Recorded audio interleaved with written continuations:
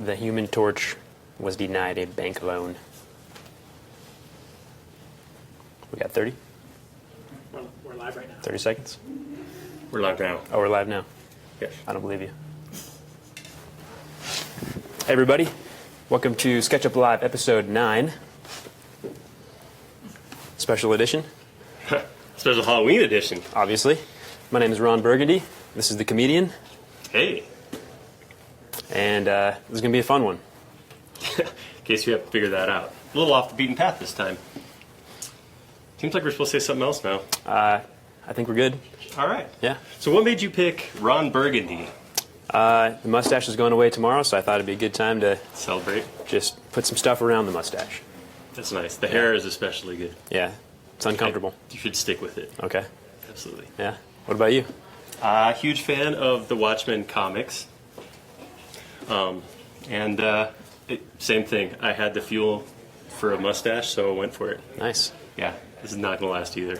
I will celebrate with you and de-mustache. Yeah. Nothing personal to mustache wearers. You're wonderful people. Sometimes they just got to go.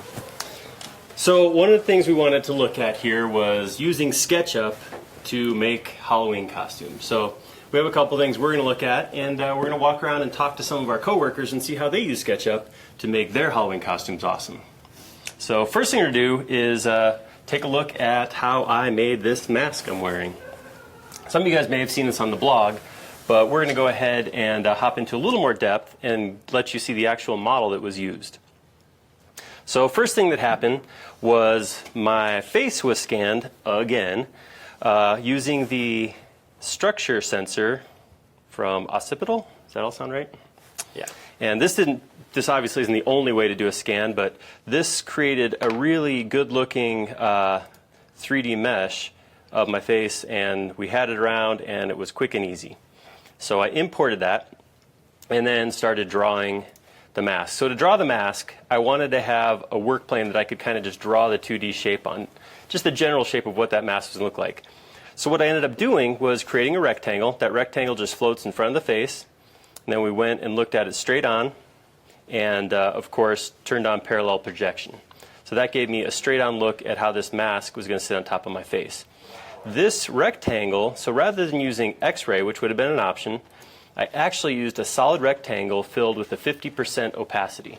This meant that when I came in here to draw lines, I was sure to draw lines on top of the rectangle and not snap back to the face. If I turned on X-ray, then I can actually snap through rather than keeping it here on the front of the rectangle. So good tip. If you're ever in a situation where you have to draw an overlay of something, use a semi-transparent material rather than X-ray.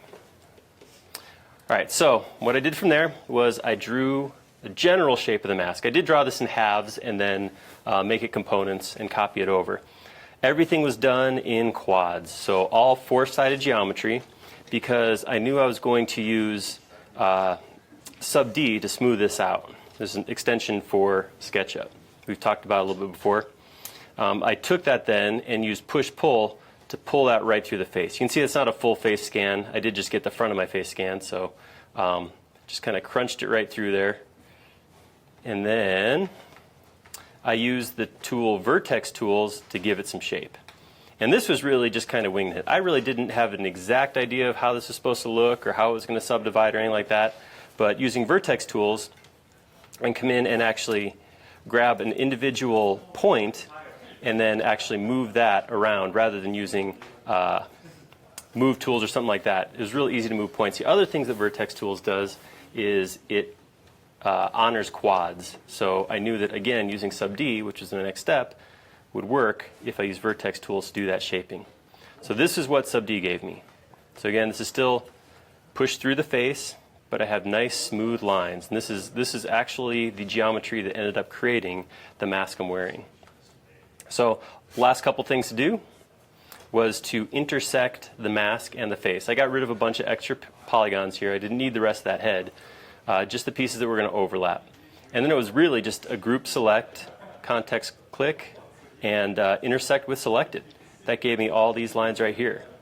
Then I just basically did a bunch of erasing and got this final mask. This is what was sent to Preform and then the Form Labs Form 2 printer to get this mask created. And it was really cool because when it came out, because this backside was this is my scanned face, it fit perfectly snug against my face, which is good because, you know, it has to stay on my face. So I ended up using some spirit glue and just kind of shoving it on there, and it seems to have worked so far.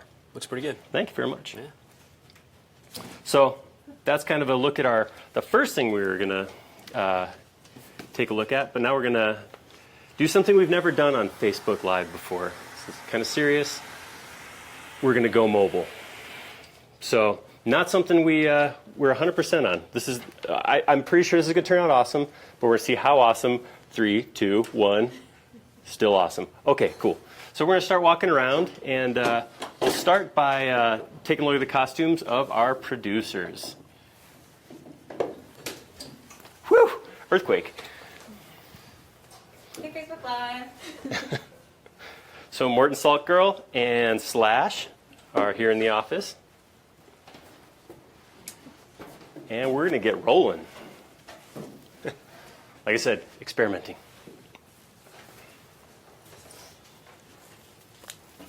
So we're going to leave the normal, comfortable confines of our normal Facebook Live table, and we're going to walk through the SketchUp offices. We're going to start into our development group and see if we can find any awesome costumes as we walk through. All right. That's awesome. That's next level Viking stuff right there. Good use of SketchUp socks. That's right. Not just for feet. That's boring. Princess programming.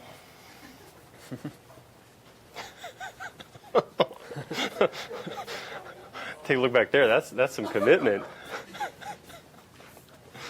All right.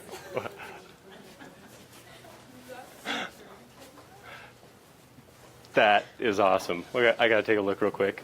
That is seriously cool.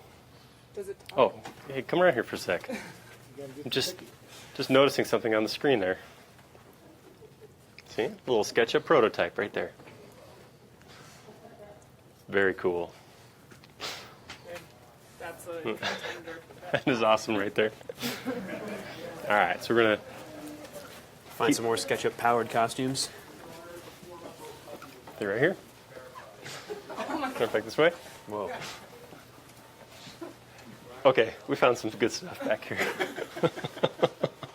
This is actually pretty normal. So some of these guys wear costumes, some of them, yeah, everyday wear. Everybody say hi to everybody on Facebook. Anybody want to talk about Ooh. Don't worry. Oh, This is how they really win.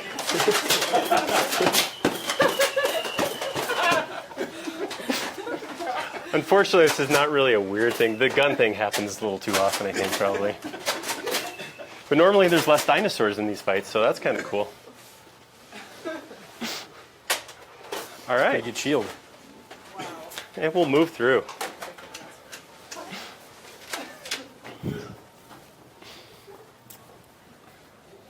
All right. So we're going to take a look at some props that were made for our next coworker's costume. So walk back here and say hi to Rorschach.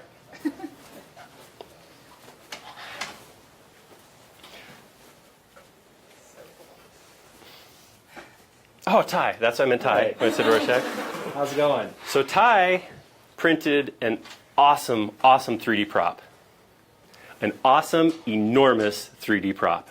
Ridiculously large. So would you say there's a lesson you learned in the creation of this prop, Ty? I learned several. Yeah, the scaling is incredibly important. And as you can see here, I have my ridiculously finished one and my size it was meant to be, one that I just printed over the weekend. I can show the model here. One of the things that I did, let me actually start here. So we took a model from the movie The Watchmen, which the comedian and Rorschach are from, and Aaron helped me a little bit to create a starting point. And from there I actually took that and split it out into several different parts and added all of the embellishments. So I had the different parts, and what I did is when I used the scale tool to adjust the size of the parts here, I conveniently forgot that if you scale the outside of the component bounding box, it does not affect all of the other components instances. You have to actually enter into the component, select all of the geometry, and then scale appropriately in order to have that affected across the entire model, which is interesting because I used exactly that when I scaled up parts of the model to add the details for the different parts of the gun. However, I did finish the gun. I did re-upload it. It's actually in the 3D warehouse, fully 3D printable, and available for anybody that would like to print a grappling gun from Rorschach If for they the wanna movie The find Watchmen. it, how do they search for it? So if you go into the 3D warehouse, which is the little box with the SketchUp icon there, Not to be confused with the little ruby in a box. not the ruby in the box, which is the extension warehouse.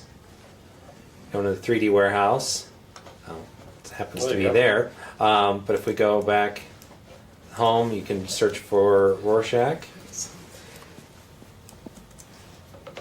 Oh, maybe.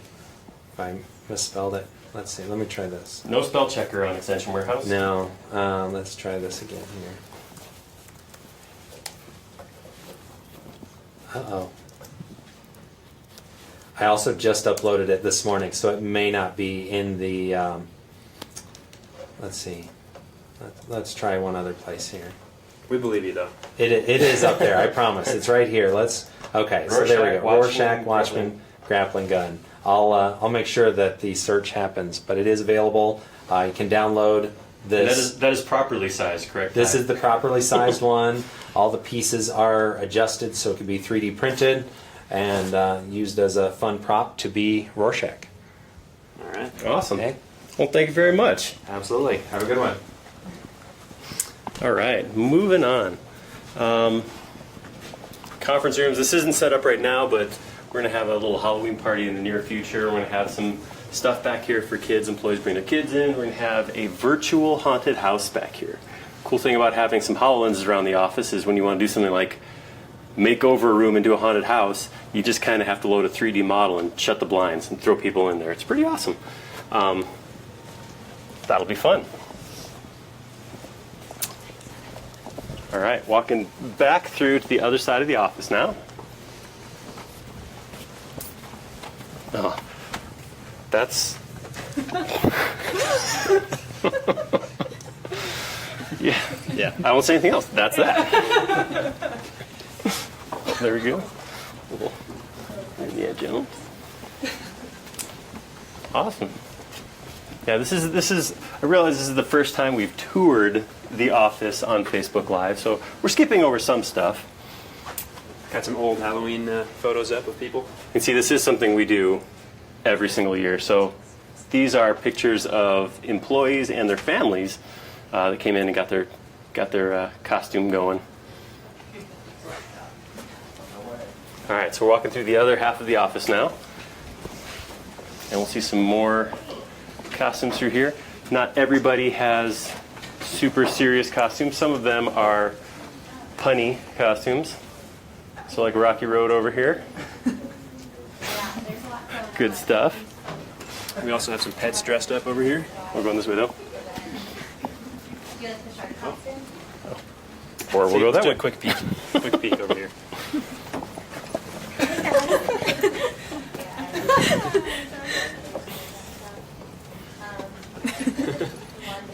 Working hard. So there are three pets here. What are you? He's a demon blue horse from DIA. Can't talk in the mask, man. I'm Lucifer, the demonic horse for anyone that's flown into DIA. You'll see the giant statue out there haunting everyone that wants to leave Denver. It is the worst thing ever. Good job.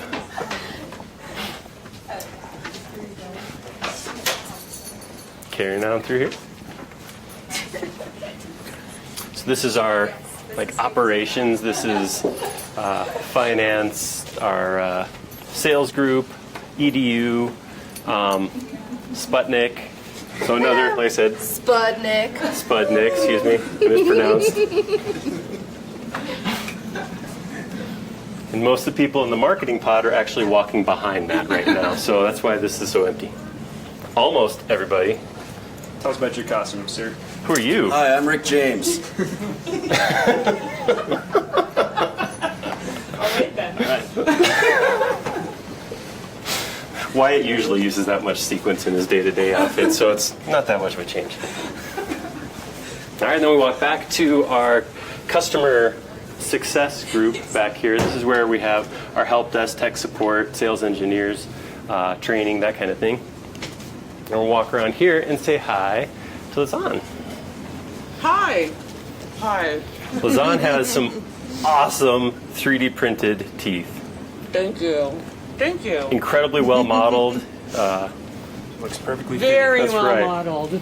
So Lazan used a process similar to what I did for my mask. We started with a 3D scan of her face.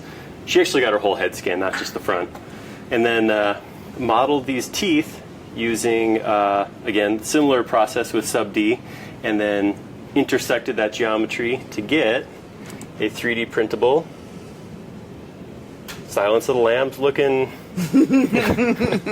mouth covering set of teeth that turned out very, very cool. Thank you. And not glued on, which Not glued I envy on. a little bit right No. about now. The strings attached. And what is your whole costume? The Cheshire Cat. Yes. Oh, I didn't notice the contact. Yeah, one contact popped out, Oh. and I can't find it. Okay, just turn that way then. Yeah, there you go. That's commitment. That's Well awesome. done. All right. Happy Halloween. Keep moving through here. Everybody say hi. Oh, you've already seen Ty. He gets around. He's fast.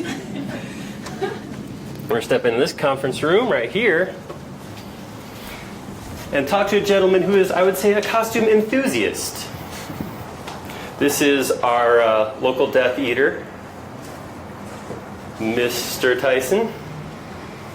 Dark Lord does not welcome you here. So he says hi. Ty has an incredibly awesome 3D printed Death Eater mask.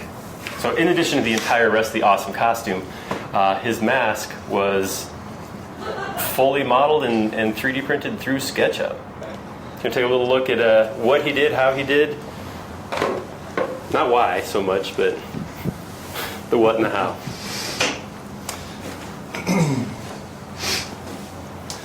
This was fun, actually, and this was a bit of modeling that was kind of experimental for me, using some tools that are extensions for SketchUp that probably Aaron and Josh may have mentioned, but some of the organic modeling is possible through some extensions like TomTom's vertex tools. And in this case, for a mask, I went to the warehouse and I found a lovely severed head and used that. And so Aaron scanned his head, but I just found a generic one, and then I traced sort of the outline of it.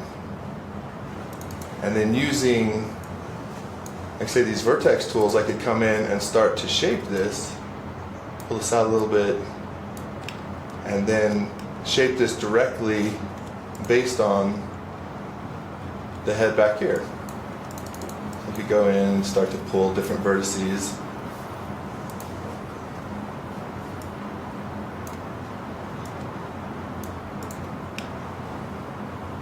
And just build it out as we go. So that's kind of a fun process. It took a lot of sort of back and forth tweaking of individual vertices. And once it was done, you've got a nice general mesh. And also another tool from TomTom is the Subdivision Tool. So that subdivides all these so that it smooths it out, makes it ready for a nice print. It's got some nice features in here because you can see on this one, which is not finished, some of the details like around the eyes and the nose. You can get more detail in this tool by coming in. Let's go back to our mesh, and you can see, hopefully, there's these edges. You can weight edges differently, which affects how they bend and how they subdivide. So you can create more of the details here. So once I had that done and I gave it some depth,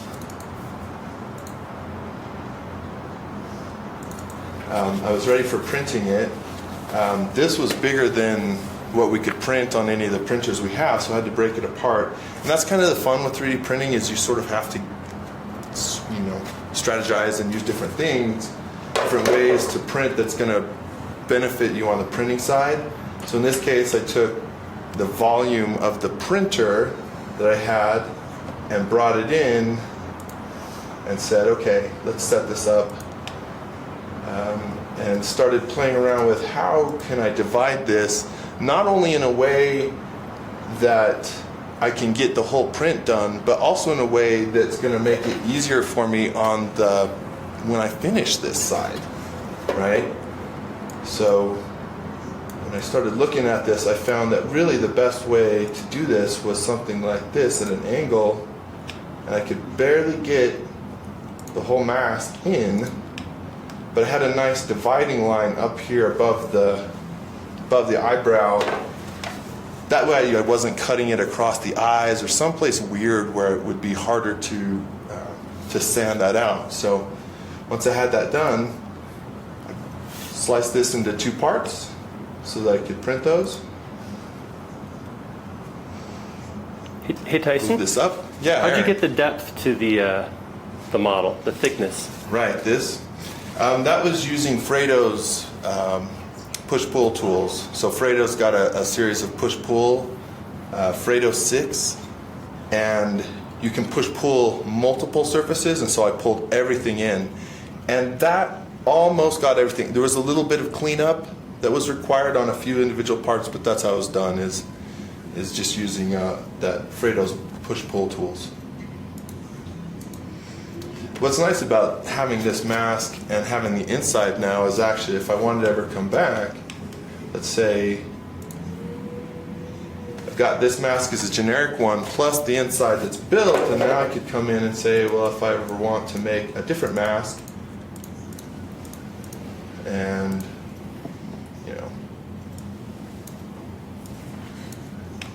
give me some horns or something like that. So to make that, you mirrored the component so that the symmetry was happening nicely. Correct. This is 2 components. Of course, for printing, got to weld them into one, but now I've got the inside and the outside, so I've still got a clean inside mask, and I could start to build something different on the outside. Awesome. So there's the final product. So that was it. There's a lot of decoration that goes into a costume like this.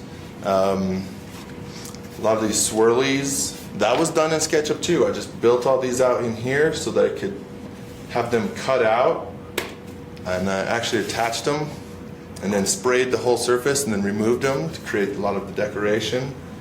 And similar tools were used to build all the different pieces. So again, modeled this raven skull for my wand, created a wand out of that.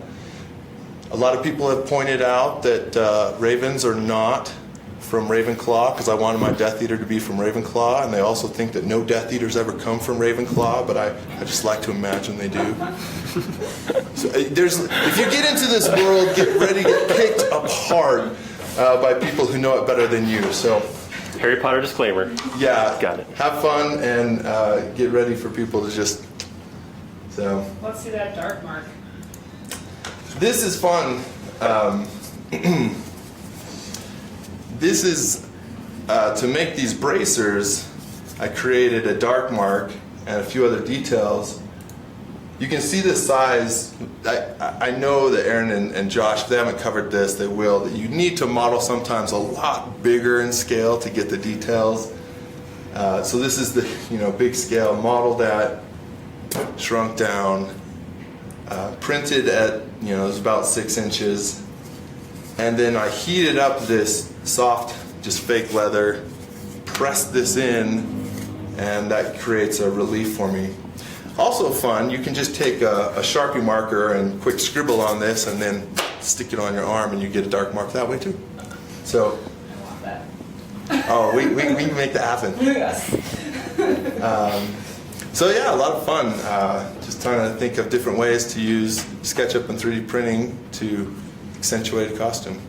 Awesome. Nice. Thanks for sharing, Tyson. Amazing. Had a lot of good tips. Yeah. I'm a little worried about Very Tyson cool. now, though. Skeptical. All right, we'll hop through here and say hi to Casey. Casey? Hello. What's your costume? A character from Full Metal Alchemist. It's a TV show that was kind of popular a while back. You look great. Thank you.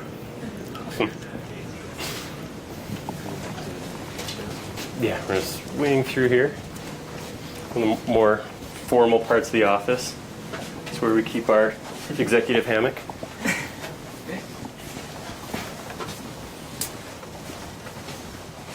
And back through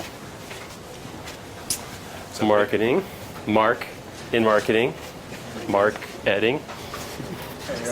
Having a little puppy chow here. Got a couple more people enjoying. What's everyone's costumes? Stand up, Mark. Well, I went full pun. I'm a unicyclist. You're welcome, Internet.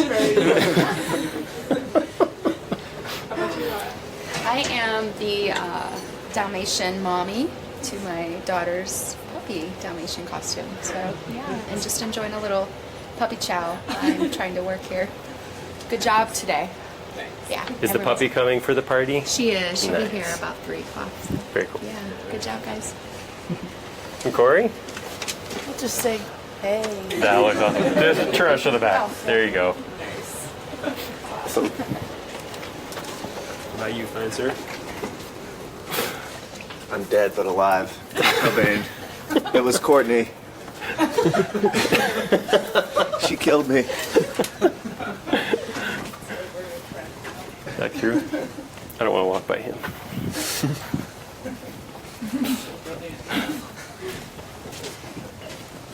This is most of the office.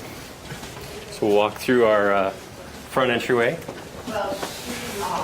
Some of you know him, but this is Tom, famous extension developer and SketchUp employee. Couldn't be with us today. Yeah. But you represent Tom. He might be watching. Yeah.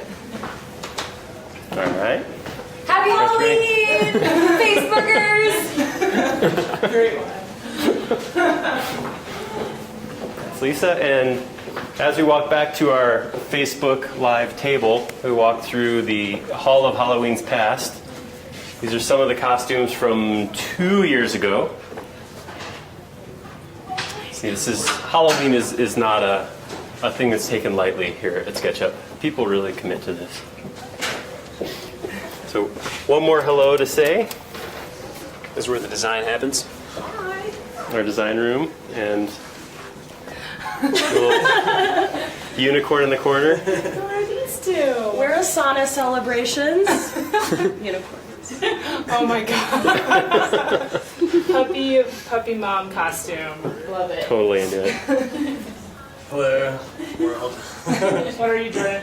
I'm Jamiroquai. Yes. That is amazing. And do we have a So in the Going corner home over there, corner? Bravo, design team. Well done. All right, back to the home base.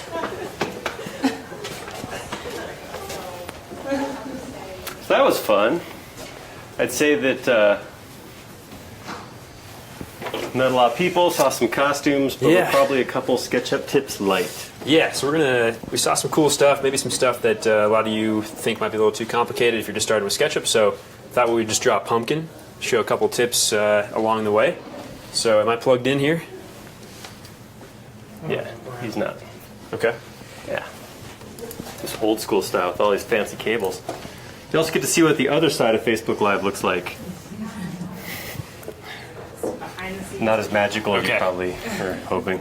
All right, so to draw a pumpkin, this is just my version of a pumpkin. There's probably 7 ways you could draw a pumpkin.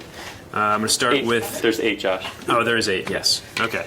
I'm going to start with the circle tool, and I'm going to type in 20 for number of sides because circles do have sides in SketchUp. And I'm going to go a little bit bigger than I need to. As Tyson mentioned, a lot of times you want to draw something a bit bigger in SketchUp if you're trying to complete small faces and polygons. So I'm going to type in maybe 6 feet for that. Go to my line tool and just take out one of these wedges here and then erase that extra, and I'll make this a component. So I'm just making a component out of this wedge, and we'll call this pumpkin wedge. And now, because I know that I made my circle with 20 sides, I can use the rotate tool, and I can copy this around 19 times, so 19x. And for those that know what components are, you'll notice that any change that I make to one of these will be reflected upon every instance. So that's good.